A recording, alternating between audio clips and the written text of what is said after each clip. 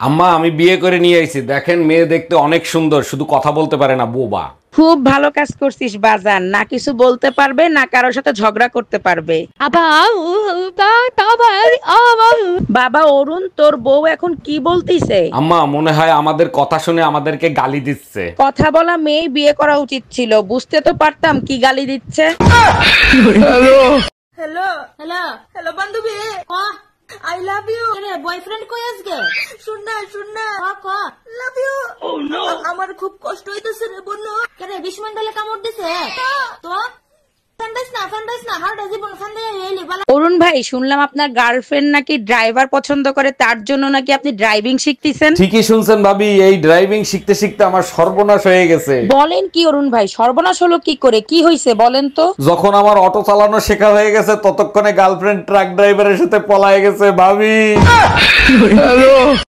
আচ্ছা তুমি আমাকে একটা কথা বলো তো, বউরা শ্বশুর বাড়ি খায় আর গুনগান গায় তার বাপের বাড়ি, কেন?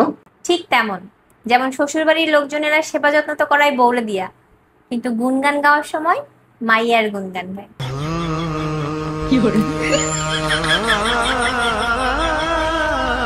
এই, তুমি নাকি পাশের বাড়ির রুম্পা ভাবিকে চুম্মা দিয়ে আসছো, ঘটনা কি সত্যি? তুমি না বললা কাল রাতে তুমি স্বপ্নে দেখছো রুম্পা ভাবিরে আমি চুম্মা দিছি, তাই চুম্মা দিছি। হ্যাঁ বলছি, তাই বলে তুমি সত্যি সত্যি রুম্পা ভাবিকে চুম্মা দিবা? তুমি হয়তো ভুলে গেছো, বিয়ের সময় আমি তোমারে বলছিলাম তোমার সব স্বপ্ন আমি পূরণ করব। আরে অরুণ ভাই, কুত্তাটারে পিটাচ্ছেন কেন? ওটা তো আপনার পোষা কুত্তা। আরে ভাবি প্রতিদিন রাতে ঘেউ ঘেউ করে, এক ফোঁটা ঘুমাইতে পারি না।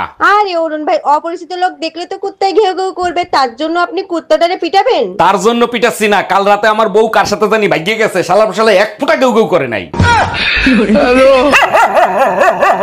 ও শাপলা শাপলা, ও শাপলা, ঘুমাইছাস? আমি রোজা রাখছি বুঝছাস। আমি একটা নাচতে মন চাইতাছে, টিকটকের মধ্যে নাচমু রে, পাপ হইব? তুই তো হাদিস জানোস।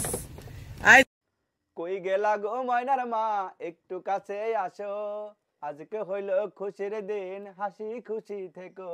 খুশি আমি থাকবো ঠিকই, তুমি যদি রাখো কথা দাও, আজকে তুমি ঝগড়া করবা না গো।